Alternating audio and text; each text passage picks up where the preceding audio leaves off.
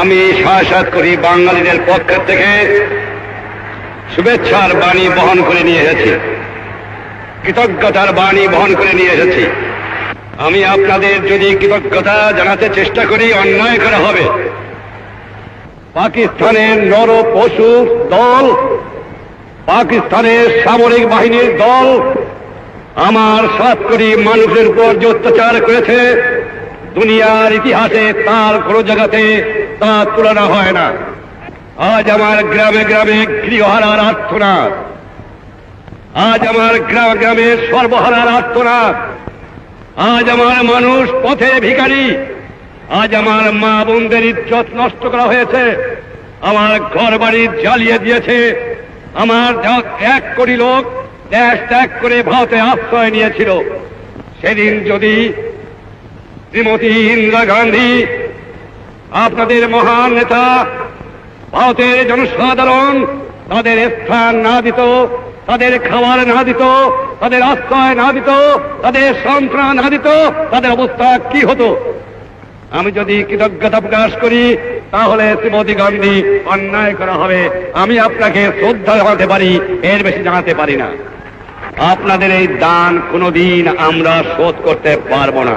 স্বাধীনতা পেয়েছি বড় রক্তের বিনিময়ে পেয়েছি। এত রক্ত কোন জাত, কোন দেশে কোন দিন দেয় নাই যা আমার বাংলাদেশের মানুষ দিয়েছে। আমার লোকেরা জাতি ধর্ম নির্বিশেষে বৃদ্ধ থেকে বালক পর্যন্ত সকলেই সংগ্রাম করেছে। সে সংগ্রাম কামিয়াব হতে পারতাম না যে ভারতের জনসাধারণ, ভারতের সরকার, ভারতের সামরিক বাহিনী আর শ্রীমতী গান্ধী নেতৃত্বে এগিয়ে না আসতো। আমার দেবার মতো কিছুই নাই, শুধু আমি এইটুকু দিতে পারি। নিঃস্ব আমি, রিক্ত আমি, দেবার কিছু নাই, আছে শুধু ভালোবাসা, দিলাম শুধু তাই।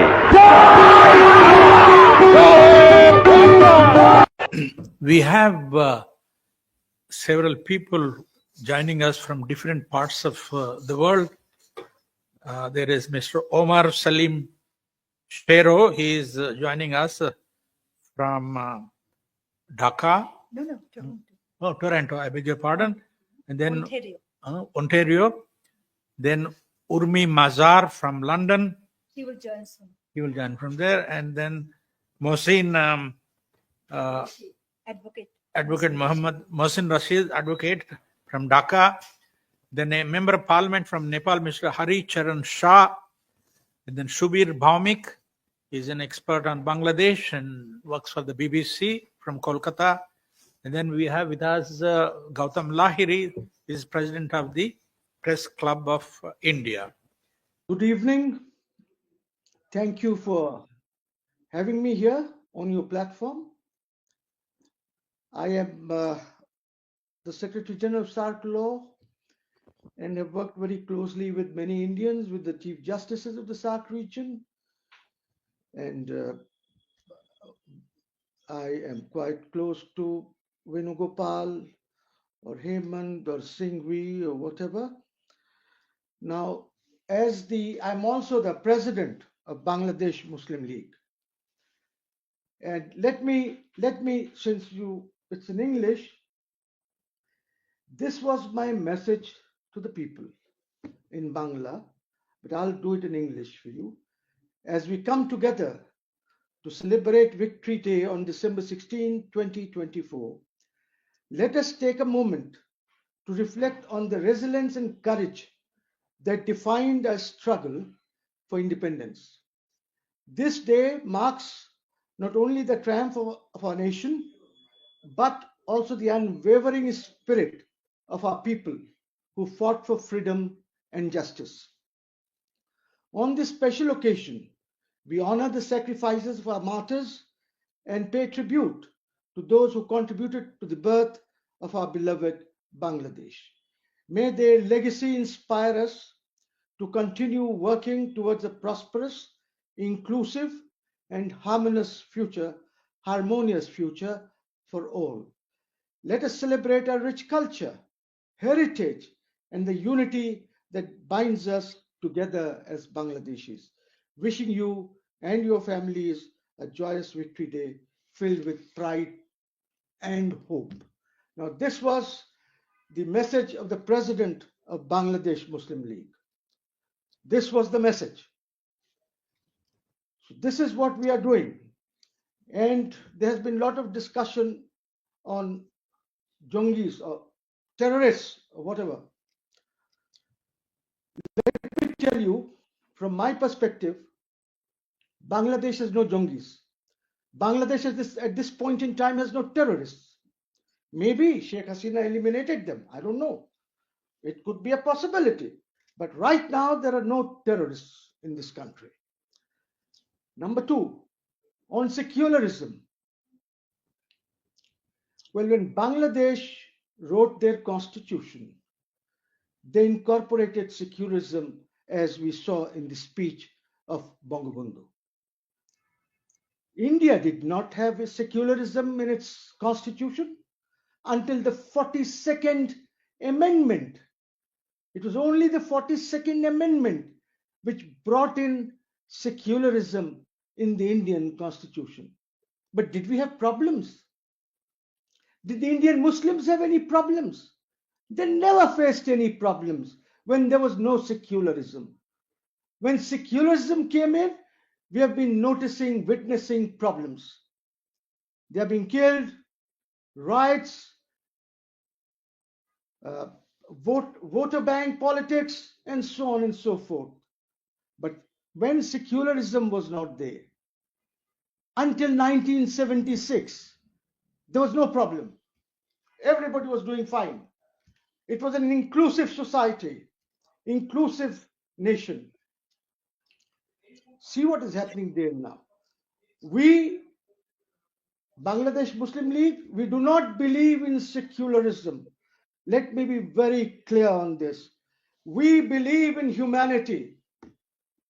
We believe in humanity, whether you are Hindu, a Christian, or whatever, a Buddhist, a Jain, or whatever you are, a Sikh, we believe in humanity.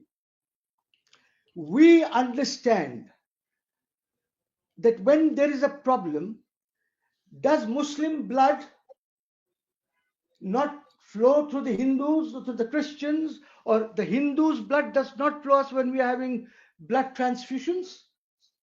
It does. It does. So believe in humanity. What secularism? There's nothing like secularism. Let's all believe in humanity. Let's believe in human beings. Let's believe in the dignity of human beings. That is what Bangladesh Muslim League believes in. And that is what SARC was also doing. But then, for whatever reasons, India has to answer this. They blew up SARC.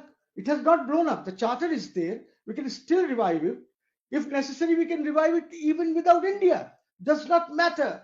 But we need a functional regional organization, so that under that umbrella, we can have, we're doing great with trade.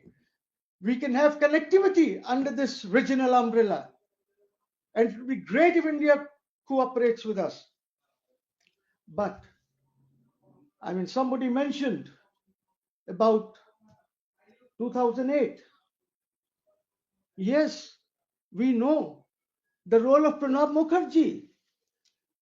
We know the role of Sujata Singh, what they have done, how the elections were manipulated through the army. We know that there were the different ballot boxes. We know how they got the list of who will contest elections. They chose.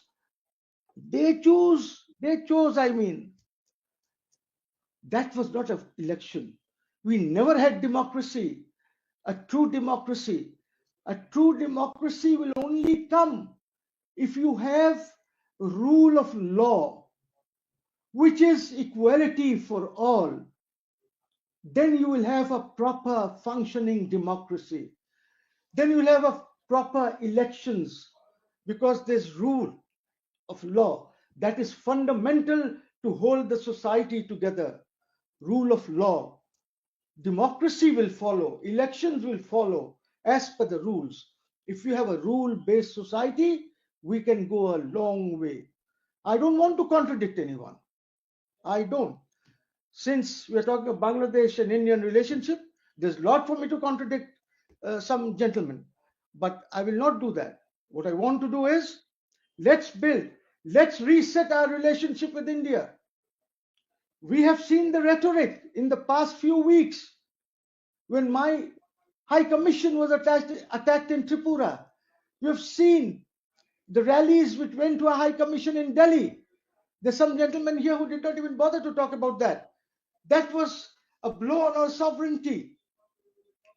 We want to forget that. Let us build a proper, constructive relationship with India based on equality, sovereignty, and independence of Bangladesh. About Hindus, let me tell you.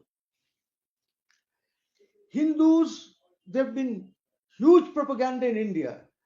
And unfortunately, your Republic TV and Arnab, oh my God, he is not an anchor. And what surprises me is when he's because he's an Oxonian. I'm sure Oxonians don't behave like that. We look at Wire, look at Thapa, Karan Thapa. He's also anchoring. But what Republic does is very unfortunate. So what I would say is that rhetoric in India and Bangladesh must come down. We must engage ourselves. Diplomatic engagement can only go to certain extent.